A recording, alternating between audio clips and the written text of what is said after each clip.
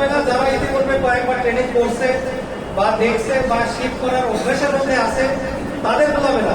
কিন্তু আর যারা আছে তাদের মধ্যে একটু ভোলাবে। এটা এখান থেকে ফিরে যাওয়ার পরেও কিছু কিছু ত্রুটি থাকবে, এই জন্য হতাশার কিছু নেই। 3 দিন ধরে শিখবো, একই জিনিস বারবার শিখবো, এই জন্য আপনারা প্যারা দেবেন না। এই জন্য এইটার মধ্যে অনেকগুলো বিষয় আছে, অনেক বিষয় আমরা শিখবো না। আমরা শিখবো হচ্ছে এই কাজটা করতে গেলে আমাদের কি শেখা দরকার আসলে, এটা বারবার শিখছি। কিন্তু কিছু বেসিক বিষয় আপনাদেরকে জানতে হবে, সেটা আমি জানাবো, সেটা আপনারা পরে প্রয়োজনে পার্সোনালি জেনে নেবেন। যেমন আমরা রোলিং স্প্যান ক্যালকুলেশন করবো, ভোল্টেজ ড্রপের ক্যালকুলেশন করবো। কারণ আপনি যখন লাইন নির্মাণ করবেন, ভোল্টেজ ড্রপ ক্যালকুলেশন না করলে তো তাকে বিদ্যুৎ দিলে তারপর লস হবে সিস্টেম। এগুলো আমরা দেখাবো, কিন্তু এগুলোকে প্যারা নেওয়া যাবে না। এটা আপনারা পরে আবার আলাদাভাবে দেখার সুযোগ পাবেন, শেখার সুযোগ পাবেন। বুঝে গেছে? আচ্ছা আচ্ছা, তাহলে আমরা এখন কিছু ছোটখাটো ইউনিটের বিষয়ে একটু জেনে নেব। আমাদের যে যে ইউনিটগুলো মূলত ইউজ হয়,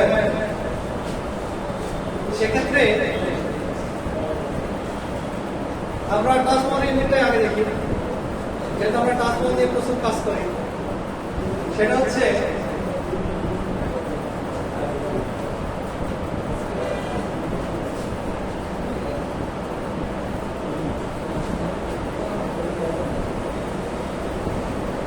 থ্রি ফেজ লাইনে যদি একটাই ট্রান্সফর্মার থাকে, তার ইউনিট কি হবে?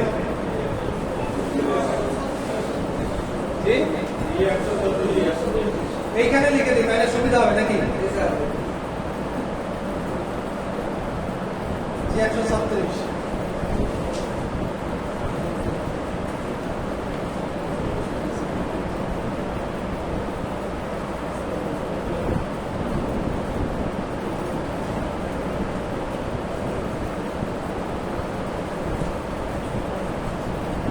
এটা কি হবে?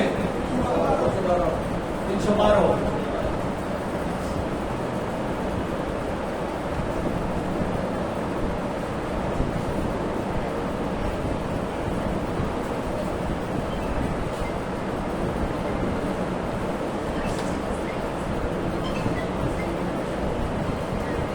যদি 3 ফেজ থাকে ট্রান্সফরমার 315 হবে।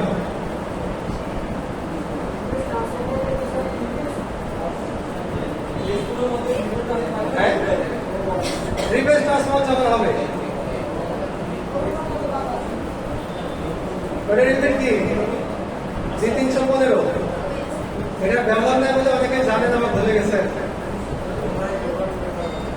ঠিক আছে?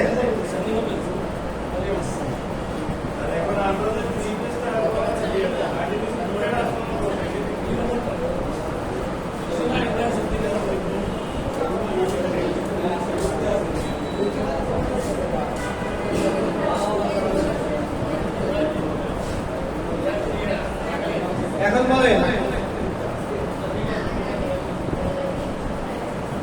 সিঙ্গেল ফেজ এইচটি লাইনে যখন রানিং এ একটা ট্রান্সফর্মার থাকবে, আর ডেটে হলে G105 আর 6 এর মধ্যে ম্যাটেরিয়ালে কিন্তু কোনো পার্থক্য নাই। ম্যাটেরিয়াল আমরা ছোটখাটো বিষয় কিছু দেখাবো আপনাদের, ঠিক আছে? কিছু ফিটিংস, কিছু ইউনিটের ম্যাটেরিয়াল আপনারা জানেন, কিন্তু আপনারা কখনো এইগুলো নিয়ে বসেন না বা কাজ করেন না বলে ওই জায়গাটা আপনাদের অনেক কঠিন মনে হয়। আসলে কিন্তু কঠিন না। এখানে একটা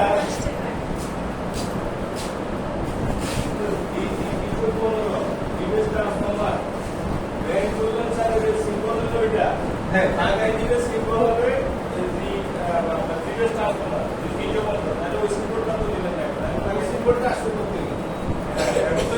এটা ট্রান্সফরমার সিম্বল হয়েছে আপনাদের, ওই যে যেটা দেখাইছিলাম সেই সিম্বলটাই দিয়ে দিই,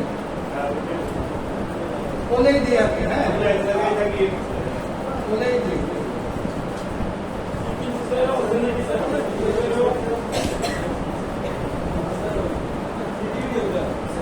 হ্যাঁ, যখন জাবর ট্রান্সফার থাকবে সেক্ষেত্রে বোঝানোর পরিভাষা এটাই, মনে করে এখানে ট্রান্সফর্মার আছে দুইটা,